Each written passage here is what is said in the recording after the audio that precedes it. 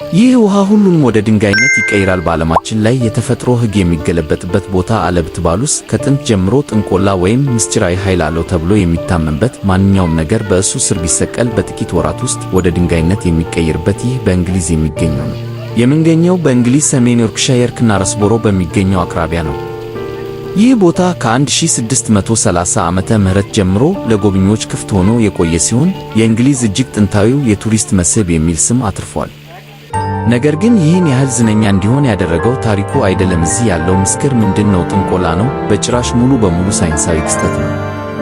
የዚህ ምንጭ ውሃ እጅግ በጣም ከፍተኛ የሆነ የካልሲየም ካርቦኔት እና ሌሎች ማዕድናት ይዟል። ውሃው ከገደሉ ላይ የተንጠባጠበ ሲፈስ የሚተንበት እና ካርቦን ዳይኦክሳይድ የሚለቅበት ሂደት ይፈጠራል። ይህም በውሃው ውስጥ ያለው የካልሲየም መጠን እጅግ እንዲጨምር ያደርጋል። በመጨረሻም እነዚህ ማዕድናት በውሃው ስር በተሰቀለው ማንኛውም ነገር ዙሪያ እንደ ወፍራም ልባስ በመጠቅለል ወደ ደረቅ ድንጋይነት ይቀይሩታል።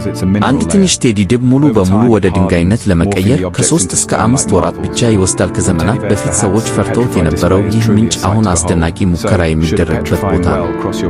ከትንሽ አሻንጉሊቶች እስከ ኮፍያ እና የቤት ዕቃዎች ድረስ በሺዎች የሚቆጠሩ ነገሮች እዚህ ጋር ተድንጋይተዋል። እነዚህ ነገሮች የእንግሊዝን የረጅም ዘመን ታሪክ፣ አፈ ታሪክና ሳይንስን በአንድ ላይ ያጣመሩ ሕያው የድንጋይ ቅርሶች ናቸው።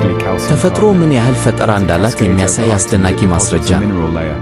ውሃ ነገሮችን ወደ ድንጋይ የመቀየር ምስጢር ሳይሆን የንጹህ ጂኦሎጂክስ ድንቅ ሥራ ነው። እንግዲህ የዓለም ድንቆችን ማየት የሚወዱ የቻናላችን ተከታታዮች ስለ ክናረስቦሮ አስገራሚ ውሃ ምን ትላላችሁ? ሐሳባችሁን ኮሜንት ላይ አስቀምጡልን። ቪዲዮውን ላይክ ያድርጉ።